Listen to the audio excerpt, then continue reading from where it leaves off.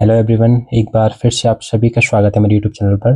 तो आज की इस वीडियो के माध्यम से हम समझने वाले हैं आरएचएस सर्वांग क्षमता नियम। मैं सबसे पहले ही बता दूं कि ये जो नियम है ये very very very most important ये सर्वांग क्षमता नियम रहने वाला है, क्योंकि ये एक समकोण त्रिभुज पर लागू होता है। और आपको पता है कि जो त्रिकोणमिति है उसमें ये सबसे ज़्यादा काम हमारा आता है।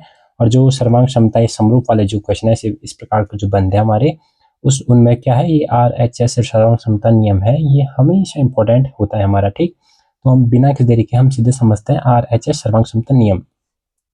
मैं सबसे पहले आपको बता दूं कि जो ये नियम है ये होता है किस पर लागू, एक समकोण त्रिभुज पे, एक राइट एंगल पे ये क्या होता है हमारा लागू होता है। किस पे होता है कि लागू, एक समकोण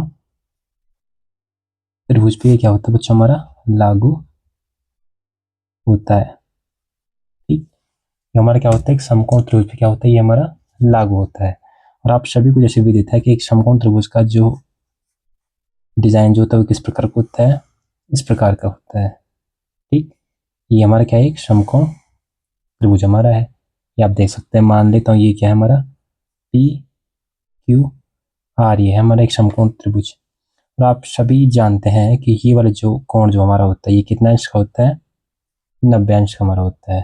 ठीक, आप जानते हैं ये वाला कितना अंश का होता है, 90 डिग्री का ये वाला हमारा एंगल होता है। और इसी प्रकार मैं एक दूसरा समकोण त्रिभुज बना देता हूँ यहीं पे, एक दूसरा वाला, इसका मैं नाम दे देता हूँ हमारा समकोण त्रिभुज ए बी सी। मैं इसका नाम लेता हूँ, इसका भी ये वाला एंगल क्या होगा, 90 डिग्री का होगा।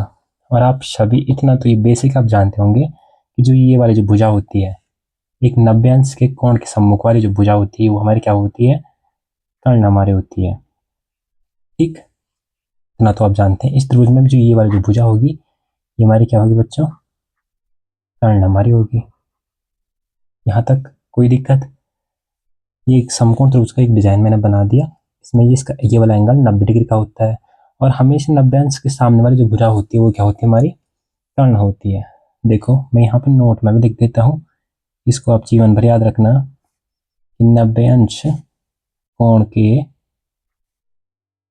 सामने वाली भुजा, सामने वाली भुजा क्या होगी, सदैव हमारी लंब सॉरी कर्ण रहेगी, सदैव कर्ण होगी।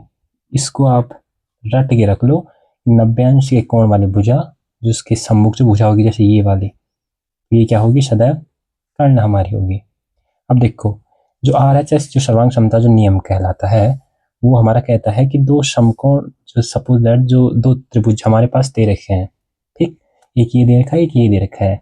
अब हमें आरएचएस सर्वांग क्षमता नियम अगर हमें चाहिए तो यह नियम कहता है कि इसमें एक जो कोण जो हमारा है वो बराबर होना चाहिए दोनों त्रिभुजों में। ठीक, और जो कर्ण जो है हमारी, ठीक, वो दोनों में समान होना चाहिए।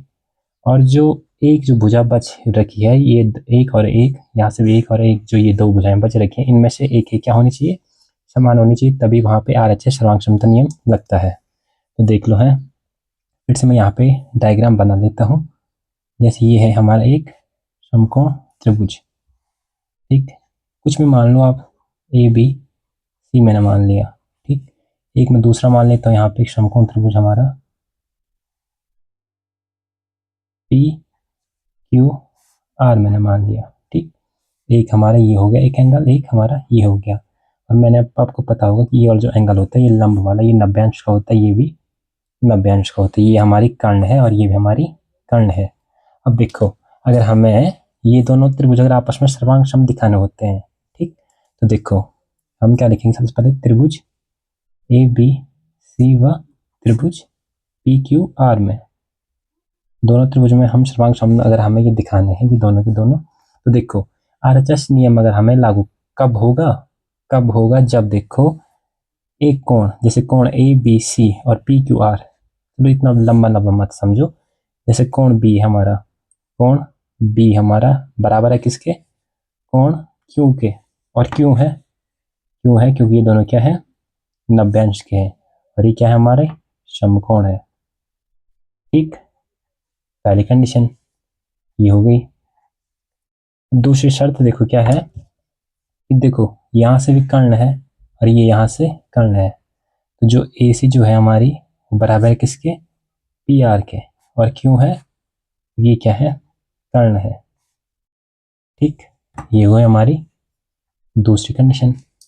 और तीसरी कंडीशन क्या है, दोनों त्रिभुजों में एक एक भुजा समान होनी चाहिए। मान ला मैं ए बी को मान लेता हूँ, यहाँ से पी क्यू को मान लेता हूँ, बी सी को मान सकता हूँ, क्यू आर को मान सकता हूँ। तो मैं ए बी को मानता हूँ। ठीक, तो ए बी बराबर होनी चाहिए पी क्यू के। ठीक, कोई भी एक जो भुजा है वो क्या होनी चाहिए, समान होनी चाहिए। ठीक, अगर ऐसी कंडीशन अगर हमारी बनती है किसी त्रिभुज में, तो वो त्रिभुज हमारा क्या होगा, त्रिभुज ए बी सी सर्वांग सम हो जाएगा किसके, त्रिभुज पी क्यू आर के। ठीक, यानी कि ये हमारा क्या है, आर एच एस सर्वांग क्षमता नियम। इस प्रकार से क्या होता है बच्चों, हमारा सर्वांग क्षमता नियम ये लागू होता है। और सर्वांग क्षमता नियम जो आर एच एस वाला जो होता है हमारा, उसमें एक कोण समान होना चाहिए, कर्ण समान होनी चाहिए, और एक भुजा हमारी समान होनी चाहिए। अगर ऐसी कंडीशन है तो वहाँ पे क्या होगा, आर एच एस सर्वांग क्षमता नियम लागू होगा। आई होप अगर आपको समझ में आया है तो प्लीज़ वीडियो को लाइक, चैनल को सब्सक्राइब जरूर से कीजिए ऐसी वीडियो के लिए। और कमेंट बॉक्स में बता दीजिए मेरे को एक बार कि आपको किस वीडियो पे टॉपिक चाहिए। ठीक, आप मेरे को टॉपिक लिख दो और मैं आपको वीडियो बना के अपलोड कर दूंगा।